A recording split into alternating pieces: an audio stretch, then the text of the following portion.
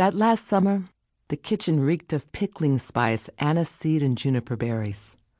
Watermelon jam, lavender jellies, and crystallized fennel cooled on the pantry shelves. Jars with mango pickles and pickled onions, an old habit from his days in London, were set aside in the wine cellar to cure. Honeycombs were stacked in bowls on the sideboard, draining, waiting to be melted into candles or mixed with olive oil and pressed into soaps. Thunderstorms were canned along with plum jam. Memories seeped into the pine floorboards. Tears turned to sweat. Escoffier didn't notice. He was too busy writing his memoirs. Lushness had returned to Monte Carlo and, surprisingly, to La Villa Fernand. Monte Carlo was an island of rock floating on the pristine blue waters of Côte d'Azur, leaning into Provence.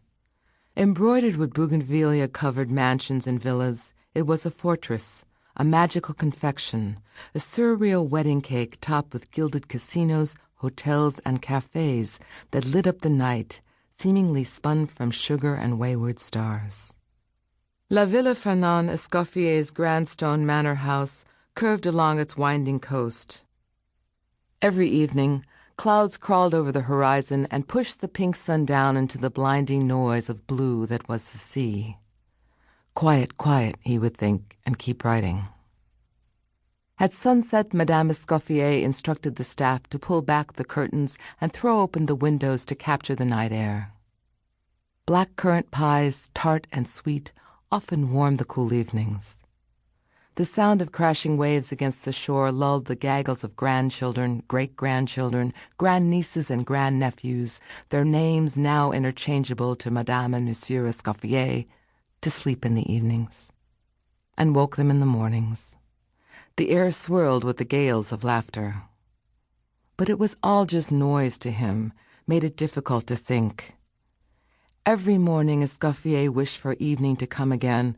The only time he could concentrate was when the house finally fell silent. In that final year, every triumph was hard won. The 1st of May had brought an unseasonable heat. Water spouts spun like ballroom dancers across the brilliant sea, but never touched ground. Fruit withered on the vine. When the rains finally came, the earth cracked open and drank them whole. Madame Escoffier found herself dreaming of the first days of their marriage. "Close your eyes," he had said to her. "Food demands complete submission." And then he placed a perfect scallop in her mouth. "Do you taste the sea?" Delphine did.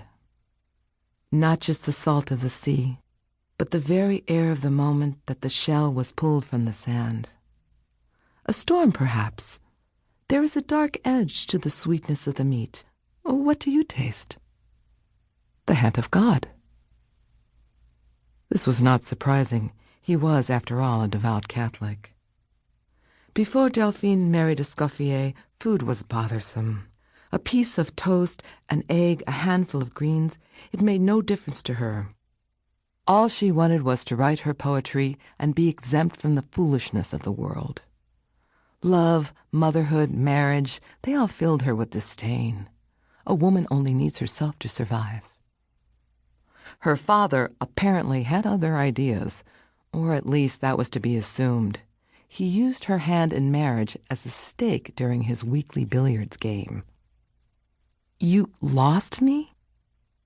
Escoffier played as a man possessed by love, Paul Daffis told his daughter. It seemed impossible. Her father was a very good billiards player. For a moment, Delphine thought she had misheard him. He rarely lost this weekly game, and when he did, he always complained that Escoffier had an unfair advantage. "He never has to bend over to sight the cue." It was unkind, but accurate. Escoffier was an exceedingly small man. "Is this some sort of a joke?" she asked. "It is the perfect love story, is it not?" her father said, hoping for forgiveness. It was not. Delphine had only met Escoffier a handful of times, and always in the company of her father. They were nearly strangers. How could this happen? It was quite simple. He said, "Today I shall win." And I said, "What will you bet?" And he said, anything you want for the hand of your daughter in marriage. I don't understand. I have to admit that I was very partial to the idea of Escoffier's bet. He's such a very talented chef. How could I refuse? A weekly dinner from him would have been heaven. I truly don't understand. But she did. It was obvious. Delphine was not unattractive. She had a sturdy beauty with a straightforwardness that suggested an adventurous spirit. And yet her prospects for marriage had been slim.